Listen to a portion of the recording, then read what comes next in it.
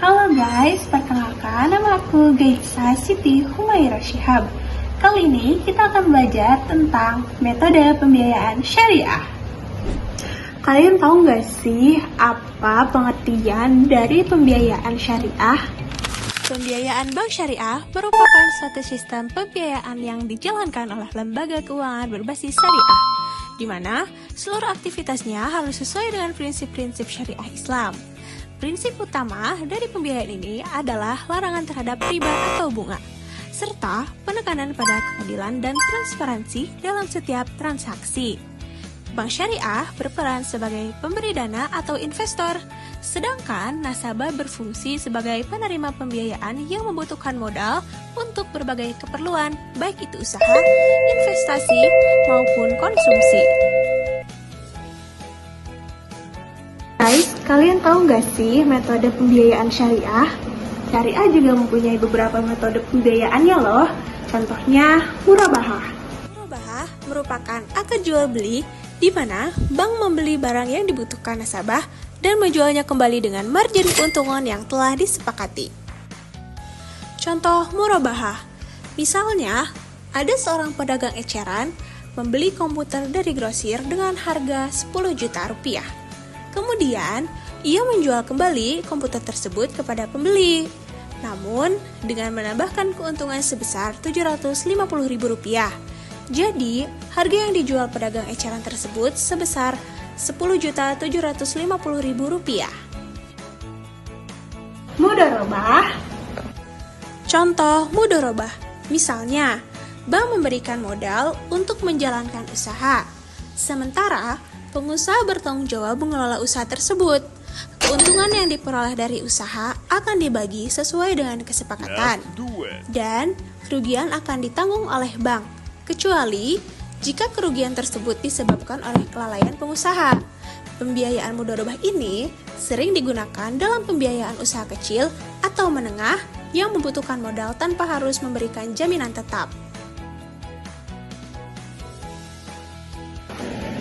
Musyarakah.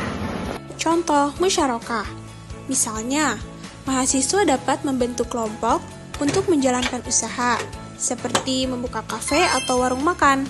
Setiap anggota menyetor modal dan keuntungan dibagi sesuai kesepakatan. Dan yang terakhir, ijarah.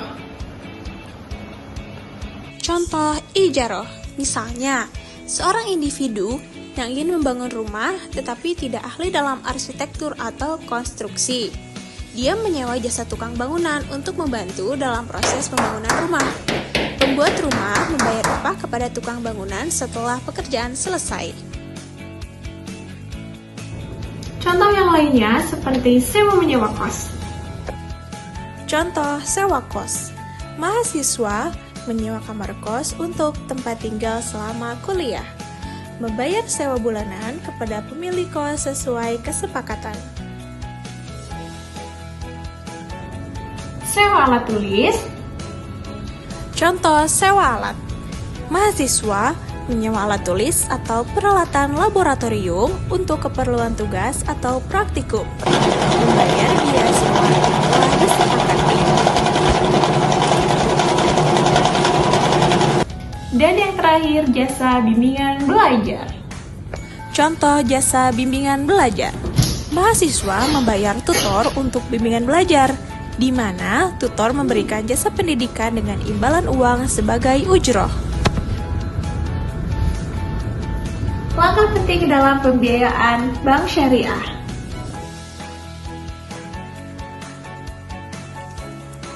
Proses pembiayaan dalam bank syariah melibatkan dua langkah penting loh.